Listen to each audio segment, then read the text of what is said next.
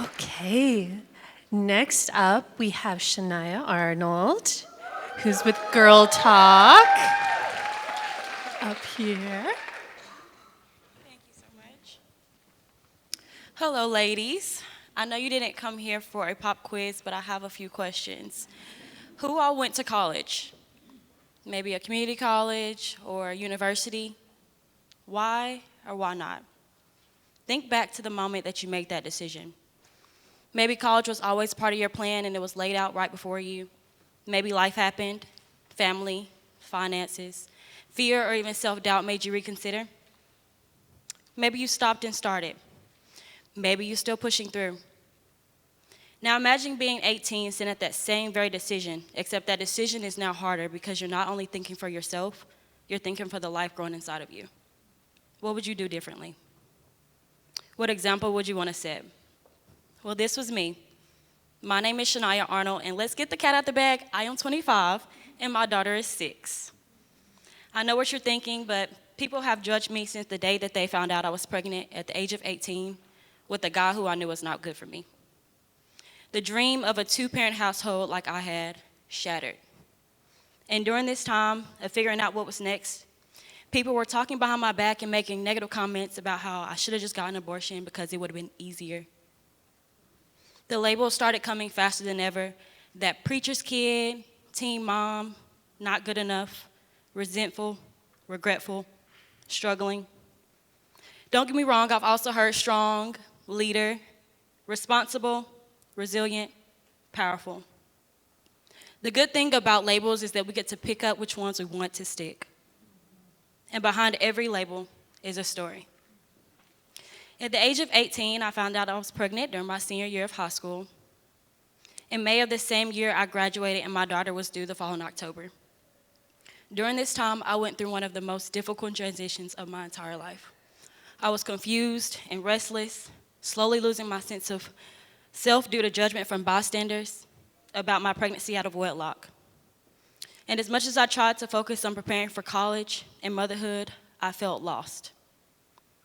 The battle of judgment from others was one I lost, but in that loss, I found grace. In August, I enrolled at Pellissippi Community College with the hope of completing 2 years before transferring to another school. Yet, like many times, God had a different plan. I started taking online courses, optimistic that I could balance both motherhood and my new reality. But after giving birth to my daughter Royalty, I experienced postpartum challenges that made even simple tasks painful. I quickly realized that I needed to decrease my workload from full-time to part-time. But what I didn't realize was that I would lose all of my school funding, which allowed me to go to school for free, forcing me to put college on hold. I started working from home part-time while figuring out what I wanted to do next and cherishing my time with my daughter. Then in August of 2019, my dad over there, he came in and he said, "Do you still want to go to school?" And I said, "Yeah," very nonchalantly. That same day, I toured Johnson University, was offered the opportunity to apply, told to get vaccinated, and also informed that most of my tuition would be covered. Can you imagine the complete shock over my face when I thought that my chances of higher education were over? But this was no coincidence. This was God's way of showing me that I had not been forgotten. This was my second chance. My college journey was another journey that I hadn't foreseen. Imagine having a toddler working full-time during the day, clocking in for a 12-hour night shift, managing 18 to 25 credit hours, and also maintaining sanity. I would not recommend it. From the start of my college career until the end, I wanted to quit so many times. The hardest part wasn't just the workload. I felt like I was missing out on the full college experience. With such a packed schedule, I didn't have the freedom to be involved on campus and build many friendships, get tutoring, and grow in the way that I wanted to in my 20s. But now, as a recent Johnson graduate, thank you, pursuing grad school, I realized that every single struggle I endured was shaping the legacy I want to leave behind. My experiences weren't just obstacles, they were lessons that have fueled my vision for the future. My goal is to create a nonprofit organization dedicated to supporting student moms. I want to eliminate those barriers that make it difficult for mothers to pursue their education and build a better future for their families. This organization will bridge the gaps by providing free childcare, library and tutoring services, counseling, job opportunities, financial literacy, spiritual growth, and a strong community. Because a mother who wants more for herself is a mother who deserves another chance. For my daughter, Royalty, my journey is more than just a journey. My legacy will resemble resilience, perseverance, and the truth that winners never quit. Every sacrifice, every long night, every moment of doubt was not just for me, but for her as well, because she was there every moment. I want her to grow up knowing that no challenge is too great, no obstacle too high, and that setbacks do not define her, her determination does. She will see that I face adversity head on and refuse to let circumstances dictate my future. Through my example, she will know that strength is not in avoiding the hills, but in rising after every fall.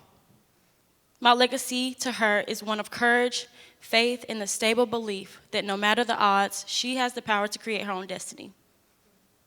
For the student moms, my story is a promise that they are not alone and that their dreams do not have to be put on hold. Too often, young mothers are made to feel as though their dreams are no longer valid and that motherhood and success cannot coexist. But I am living proof that they can. My nonprofit will not just be about providing resources, it will rewrite the narrative for student moms everywhere. It will be proof that with the right support, student moms can earn degrees, can build careers, and can create a stable and fulfilling life for themselves and their children. My legacy is to ensure that no mother has to choose between her education and her family's future, because in reality, she deserves both. For the women who are not student moms or royalty, this legacy is also for you. You, the woman who has faced hardship, questioned her path, or felt the weight of expectations pressing down on her. My journey represents the strength we all carry. No matter where we come from or what we're faced with, I want each of you all to know that resilience is not reserved for a select few. It is something that we create together. Whether you are a mother, a friend, a professional, a dreamer, or someone who is still figuring it all out, know that we as women are stronger when we lift each other up. My fight was never solely for me or for student moms. It was and is for every woman who refuses to let her past define her. This journey hasn't just been about overcoming hardships. It's been about creating an easier path for those who come after me. It has been about hearing those various labels, knowing that they did not define me, and choosing which titles that I wanted to wear. So today, I challenge you.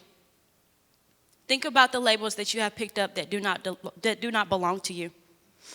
The battle of judgment from others is the one I lost, but in that loss, I found grace. And through that grace, I am building a legacy of hope, opportunity, and empowerment for the ones who come after me. Thank you.